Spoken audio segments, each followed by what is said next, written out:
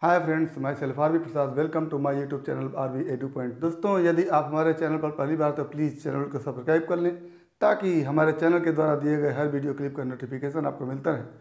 आइए आज हम फिजिक्स में सेलों के मिश्रित क्रम संयोजन को देखते हैं, मिक्स्ड कम्बिनेशंस ऑफ सेल देखते हैं। इसके पहले के वीडियो क्लिप में हमने सेलों के समांतर क्रम संयोजन, सेलों के श्रेणी क्रम संयोजन को देख लिया है। आज सेलों के मिश्रित क्रम संयोजन को देखेंगे। तो जैसा कि आप सर्किट में देख रहे हैं, परिपथ में देख रहे हैं, एक रो में ढेर सारे सेल लगे हुए हैं और ढेर सारे रो इस तरह से एक दूसरे से जुड़े हुए हैं।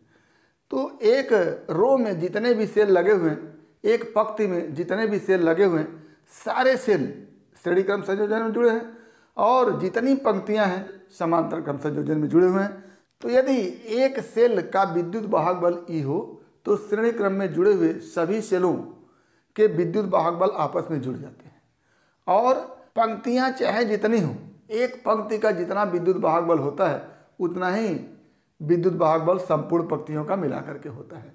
तो आइए देखते हैं संपूर्ण विद्युत वाहक बल कितना होता है और संपूर्ण आंतरिक प्रतिरोध कितना होता है। तो एक सेल का विद्युत वाहक बल E है।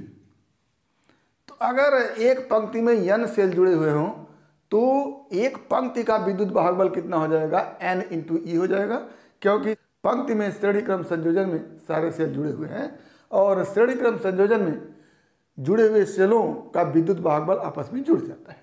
तो क्या लिखेंगे, एक पंक्ति में श्रेणी क्रम संयोजन में जुड़े n सेलों का विद्युत वाहक बल क्या हो जाएगा, n × E हो जाएगा। एक सेल का विद्युत वाहक बल E, तो n सेल इस तरह से जुड़े हुए हैं एक पंक्ति में, तो सभी n सेलों का विद्युत वाहक बल n × E हो जाएगा।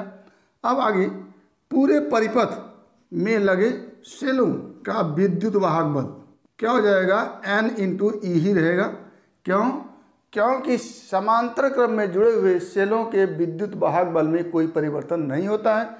एक पंक्ति के सेल श्रेणी क्रम में जुड़े हुए हैं और ये सारी पंक्तियां समांतर क्रम में जुड़ी हुई है, तो इस पंक्ति का विद्युत वाहक बल NE है, इस पंक्ति का भी विद्युत वाहक बल NE है, इस पंक्ति का भी विद्युत वाहक बल NE है। लेकिन सभी NE विद्युत वाहक बल वाली पंक्तियां एक दूसरे से समांतर क्रम में जुड़ी हैं, तो पंक्तियों के विद्युत वाहक बल में कोई परिवर्तन नहीं होगा, यानी NE NE NE सब लगे हुए हैं, तो पूरे परिपथ का ही विद्युत वाहक बल कितना हो जाएगा, NE हो जाएगा। अब आगे हम देखते हैं आंतरिक प्रतिरोध की बात करते हैं। क्या हो गया, एक सेल का आंतरिक प्रतिरोध स्मॉल r है। एक सेल का आंतरिक प्रतिरोध स्मॉल r है। तो एक पंक्ति में श्रेणी क्रम में जुड़े n सेलों का आंतरिक प्रतिरोध बराबर स्मॉल n × r। अब एक पंक्ति का आंतरिक प्रतिरोध स्मॉल n × r हो गया और इस स्मॉल n × r प्रतिरोध के यम पंक्तियां हैं, 1 2 3 4 इस तरह से चल के यम पंक्तियां हैं, तो पूरा आंतरिक प्रतिरोध क्या हो जाएगा। आप जानते हैं कि जब प्रतिरोध समांतर क्रम में जुड़ते हैं तो उनका प्रतिरोध घटता है और समान प्रतिरोध अगर समांतर क्रम में जुड़े होते हैं तो अगर n प्रतिरोध हैं तो एक प्रतिरोध जितना होता है उसके बटे n हो जाता है। तो यहाँ पर यम पंक्ति लगी हुई है और एक पंक्ति का प्रतिरोध स्मॉल n × स्मॉल r है, तो सारे परिपथ का प्रतिरोध क्या हो जाएगा, स्मॉल n × r बटा m।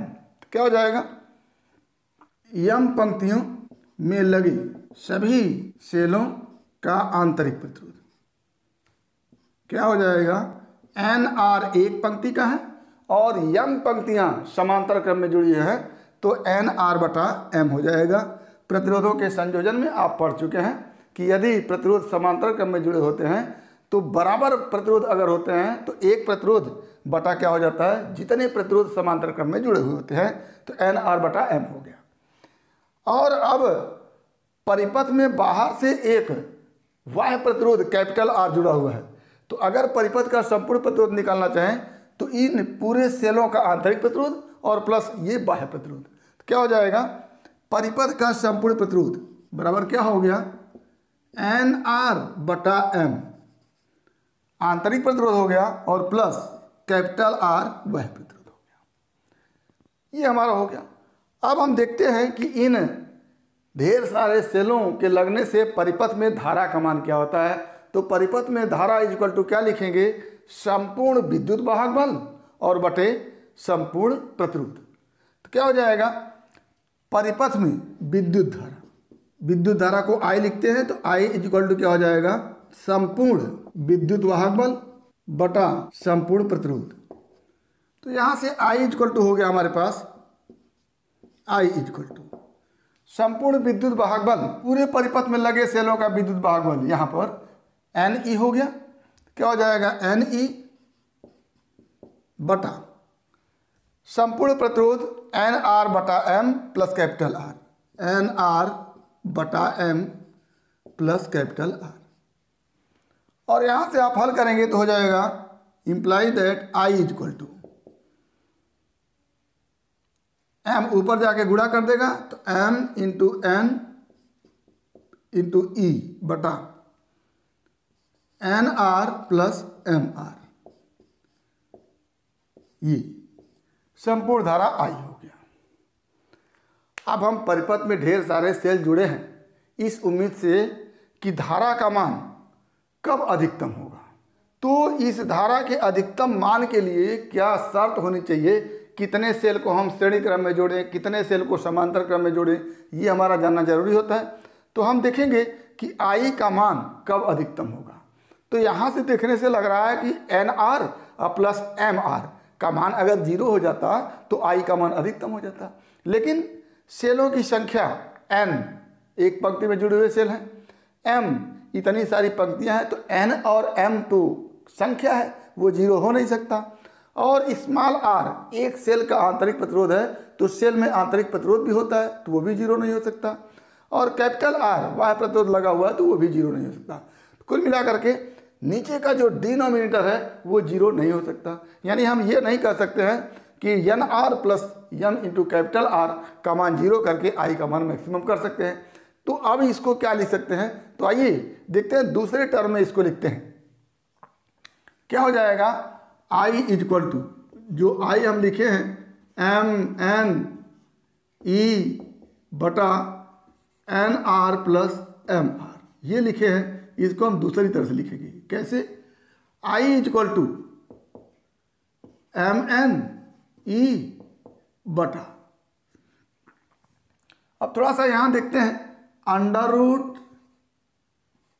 NR minus under root MR का होल स्क्वायर क्या होता है करेंगे तो इसका होल स्क्वायर हो जाएगा NR, इसका होल स्क्वायर हो जाएगा प्लस MR और माइनस 2 गुणे ये अंडर रूट में NR इंटू MR, ये हो जाएगा। अब यहाँ अगर इसको हम लिखना चाहें तो ये ट्रांसफर हो जाएगा इधर की तरफ, तो क्या आ जाएगा हमारे पास NR plus MR equal to ये पूरा होल स्क्वायर और ये इधर आके प्लस कर देगा। तो क्या लिखेंगे हम इसको, अब इसकी जगह हम लिख रहे हैं वहां से, तो क्या लिखेंगे, under root NR minus under root MR का whole square plus twice under root NR into MR, ये इस तरह से हम लिख सकते हैं इसको। अब यहां से हम देख सकते हैं कि I का मान अधिकतम तब होगा जब डिनोमिनेटर न्यूनतम होगा, और डिनोमिनेटर न्यूनतम करने के लिए इसको हम 0 कर सकते हैं, क्योंकि ये 0 नहीं हो सकता। ये 0 हम पहले ही बता दिए कि N नंबर ऑफ सेल है एक रो में, R आंतरिक प्रतिरोध है, M नंबर ऑफ रो है और R बाह्य प्रतिरोध है। ये 0 नहीं हो सकता है, इसको हम 0 कर सकते हैं। Under root NR minus under root MR equal to अगर 0 करें तो क्या लिखेंगे कि परिपथ में अधिकतम धारा के लिए हम चाहेंगे ना कि परिपथ में ज़्यादा से ज़्यादा धारा हो, क्योंकि हमने ज़्यादा से ज़्यादा सेल लगा करके धारा अधिक से अधिक पैदा करने का प्रयास किया है। क्या हो जाएगा, अधिकतम धारा के लिए under root NR minus under root M R equal to 0 होना चाहिए। ये 0 होगा तो इसका स्क्वायर भी 0 हो जाएगा, तो डिनोमिनेटर न्यूनतम होगा तो आई का मान अधिकतम होगा। अब यहाँ से क्या लिख सकते हैं, imply that under root N R बराबर अंडर रूट एम आर, और यहाँ से हो जाएगा N R equal to M capital R, और यहाँ से हो जाएगा capital R equal to small N R बटा एम।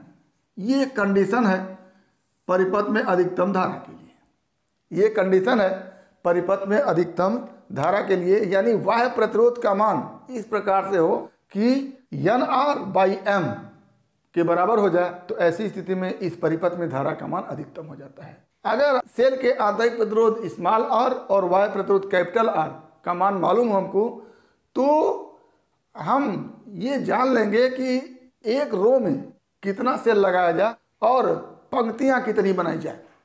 तो यहाँ से हम देखते हैं R इक्वल टू हम क्या लिख दिए हैं, स्मॉल एन आर बटा एन, और यहाँ से इस तरह हो जाता है कैपिटल आर बटा small R equal to N बटा एन, ऐसे भी लिख सकते हैं। यानी बाह्य प्रतिरोध कैपिटल आर और आंतरिक प्रतिरोध स्मॉल आर का मान मालूम हो तो हम एन और एम में रेशियो निकाल सकते हैं। तो इस पर सवाल बन सकता है कि परिपथ में बाह्य प्रतिरोध दिया हुआ हो और सेल का आंतरिक प्रतिरोध दिया हुआ हो और हमको अधिकतम धारा प्राप्त करनी है, तो कितना सेल श्रेणी क्रम में जोड़ेंगे, कितना सेल समांतर क्रम में जोड़ेंगे। तो मान लेते हैं कि बाह्य प्रतिरोध का मान 4 ओम है, बाह्य प्रतिरोध बराबर 4 ओम, और आंतरिक प्रतिरोध एक सेल का आंतरिक प्रतिरोध 1 ओम है। तो capital R upon small R equal to क्या हो जाएगा, 4/1, और हम जानते हैं कि अधिकतम धारा के लिए capital R by small R का मान एन बाई एम के बराबर होना चाहिए। तो क्या हो जाएगा, ये एन बाई एम हो जाएगा। तो ये हो गया N by M equal to 4, क्या हो गया, N by M equal to 4। अब यहाँ पर ऊपर एन का मान 4 हो सकता है, एम का मान 1 हो सकता है। N by M equal to 4 कब आएगा, एन का मान क्या हो जाए, 4 हो जाए, और एम का मान 1 हो जाए, यानी 4 सेल एक पंक्ति में हो और एक ही पंक्ति हो, तब अधिकतम धारा होगी। दूसरा, एन का मान 8 आ जाए और एम का मान 2 आ जाए, यानी सीरीज में 8 सेल लगे हो और 2 पंक्ति बन जाए तो भी धारा का मान अधिकतम होगा। और एन का मान 12 आ जाए और एम का मान 3 आ जाए, क्या आ जाएगा, 12/3, 4 आ गया। ये यहाँ से देखते हैं N by M equal to क्या आ गया, 4, यहाँ पर N by M equal to 4, यहाँ पर N by M equal to 4। तो इस तरह का अगर कम्बिनेशन होगा तो हमको धारा का मान अधिकतम मिलेगा। कब, जब बाह्य प्रतिरोध 4 ओम हो और आंतरिक प्रतिरोध 1 ओम हो। तो यहाँ पर सेलों की संख्या क्या हो जाएगी, एक पंक्ति में 4 सेल और एक ही पंक्ति है तो 4 हो जाएगी। यहाँ पर एक पंक्ति में 8 सेल है और 2 पंक्तियाँ हैं, तो सेलों की संख्या क्या हो गई, सेलों की संख्या m इंटू एन करेंगे इक्वल टू क्या हो गया, 8 गुणे 2 बराबर क्या हो गया, 16। यहाँ पर 12 गुणे 3, 12 गुणे 3 बराबर हो गया 36। यहाँ पर 4 गुणे 1 बराबर क्या हो गया, 4, m इंटू एन बराबर। तो इस तरह से हम capital R by small R से एन बाई एम का मान निकालेंगे यहाँ से इस तरह से, और एन बाई एम का मान जब निकल जाता है तो हम देख लेते हैं कितने सेल सीरीज में लगाया जाए और इस तरह की कितनी पंक्तियाँ बनाया जाए। तो इस तरह से हम देख सकते हैं। तो ये हमारा सवाल रहा, जब सेल मिश्रित क्रम संयोजन में जुड़े हों। तो इस तरह से हमने आज मिश्रित क्रम संयोजन को देखा। उम्मीद करते हैं कि आपको इससे लाभ होगा। यदि वीडियो क्लिप पसंद आया तो प्लीज़ लाइक करेंगे, शेयर करेंगे, साथ ही हमारे यूट्यूब चैनल को सब्सक्राइब करेंगे ताकि इस तरह के वीडियो क्लिप का नोटिफिकेशन आपको मिलता रहे और आपके फिजिक्स की मुकम्मल तैयारी होती रहे। तो आज बस इतना ही। अगला टॉपिक अगले वीडियो क्लिप में एक बार फिर आपके भविष्य के लिए बेस्ट ऑफ लक। धन्यवाद।